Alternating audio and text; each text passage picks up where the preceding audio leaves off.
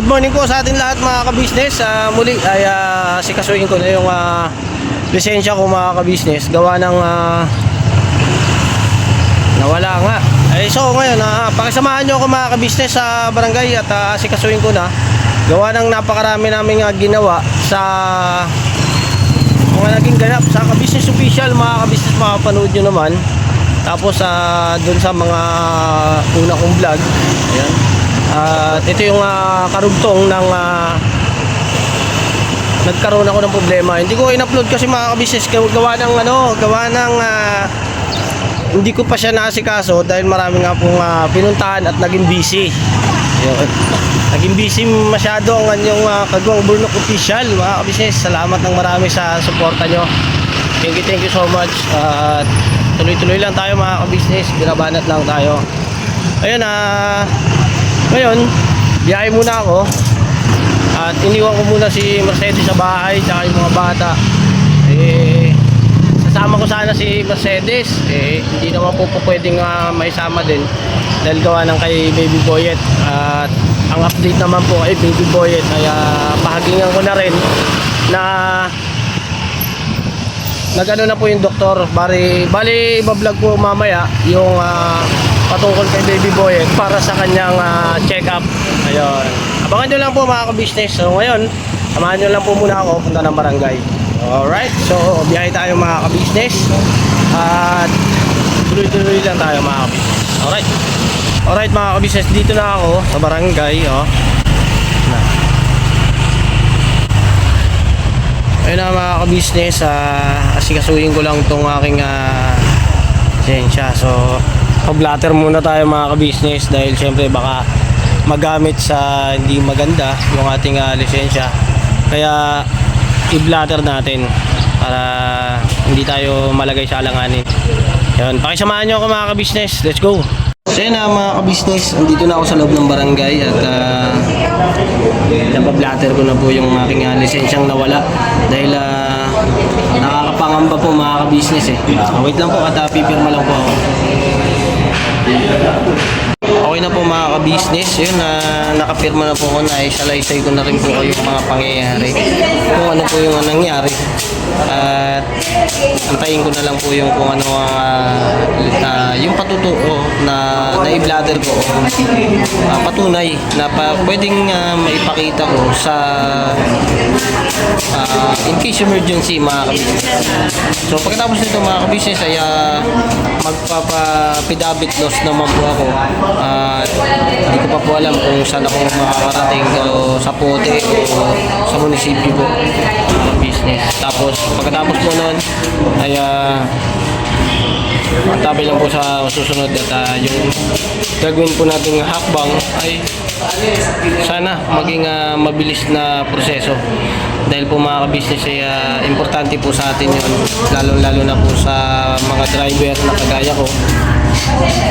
Ito na rin po yung pinaka-update ko para na sakali man na mawala yung inyong mga bagay na importante o lisensya o pagkakakilanlan sa inyong sarili ay kailangan natin ganito, i-blatter o bigyan ng patutuo para hindi magamit po sa alanganin. Alright, so yun na mga ka-business, balikan ko po kayo pagkatapos po nito. Alright, tapos na mga ka-business. So uwi na ako sa bahay muna siguro o ipagtatanong ko lang po muna kung saan tayo pwedeng pumuntang munisipyo. Pero sa parte, sa Pote ang pagkakasabi sa akin nung nakausap ko dun sa loob.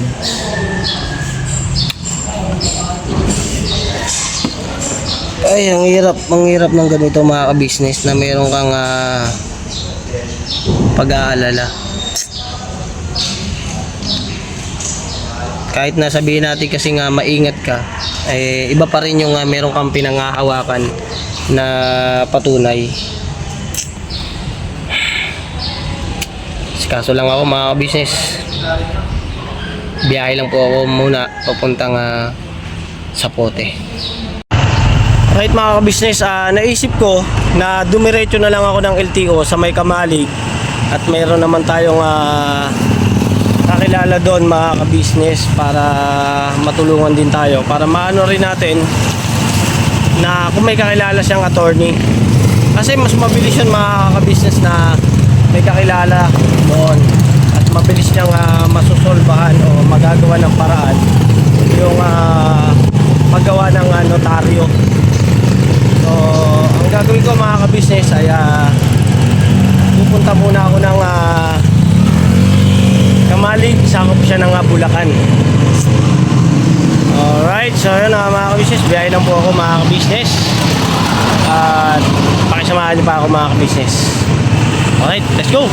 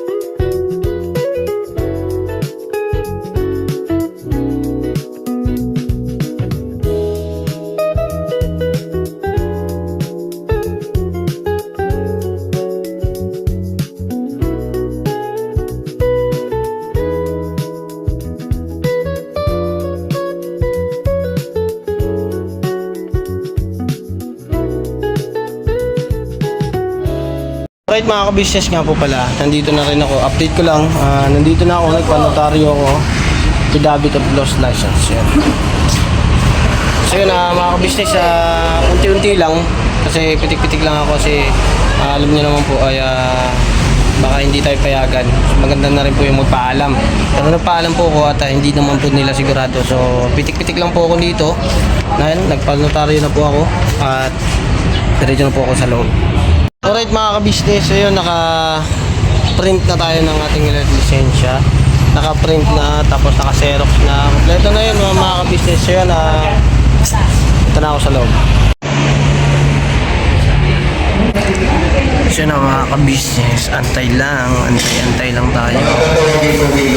Paisan Lopez, Renteco Peras, Camarines Cristian, Sokwenya Rodora, Namitaning Solieri, Baybayon Armando, Dennis Manrique, Indowe. Yun. So na, okay na tayo mga ka-business, na biometric na. Na biometric na tayo mga ka-business. So, antay na lang tayo sa window 9.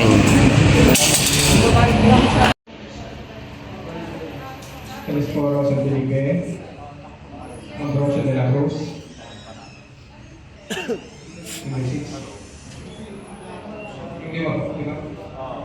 6,405, 6405.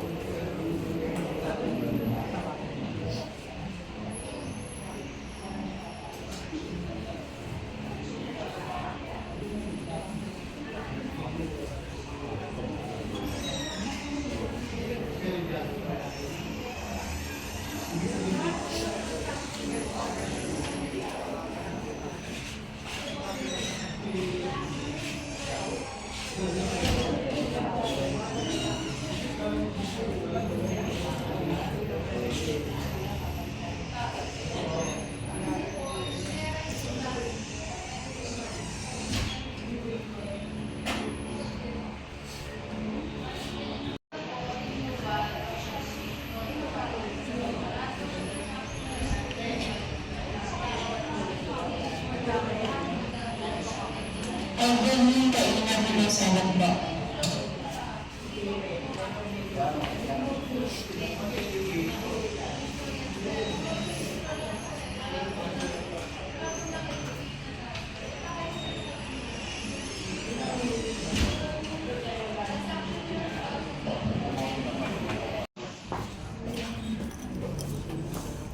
Alright mga ka-business, sa kalabas na tayo. Nakuha na din natin yung ating lisensya.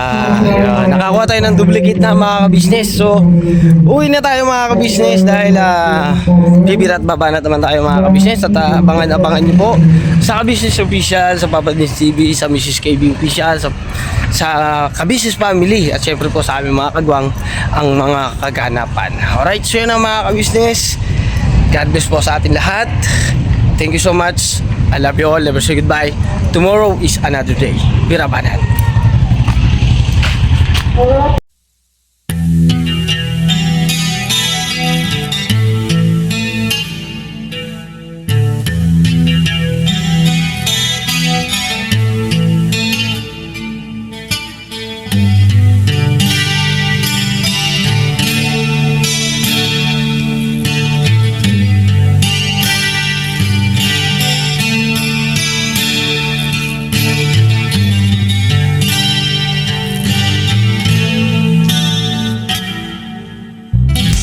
Sa bawat araw na lumipas,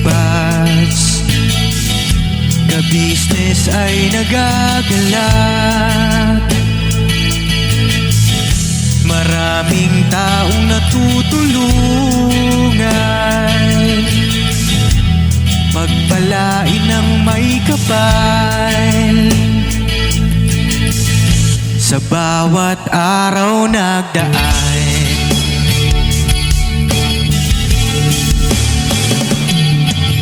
ka-business, business ka-business, Papa Dins TV, mahal kayo ng marami.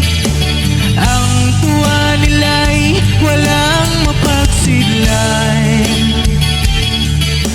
Noong kami niyong natagpuan,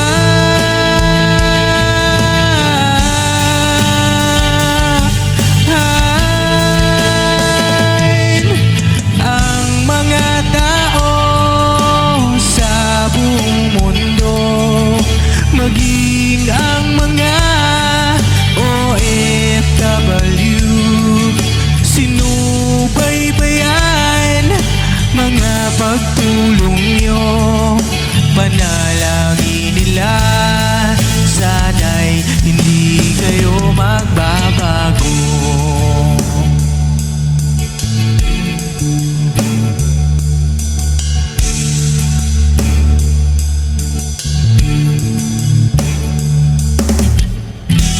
Papa Dins TV naman, scholarship ay nasimula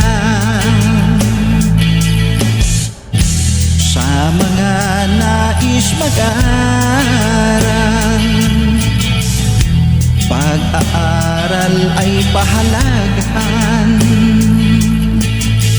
upang kayo'y magtagumpay.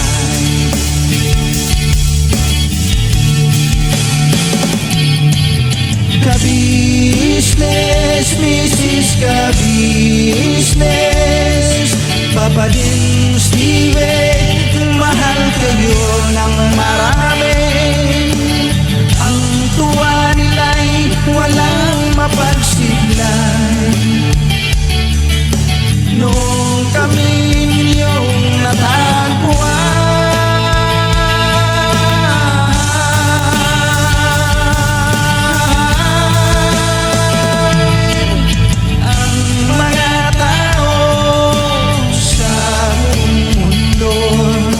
maging ang mga OFW, sinubaybayan mga pagtulong nyo, panalangin nila, sana'y hindi kayo magbabago.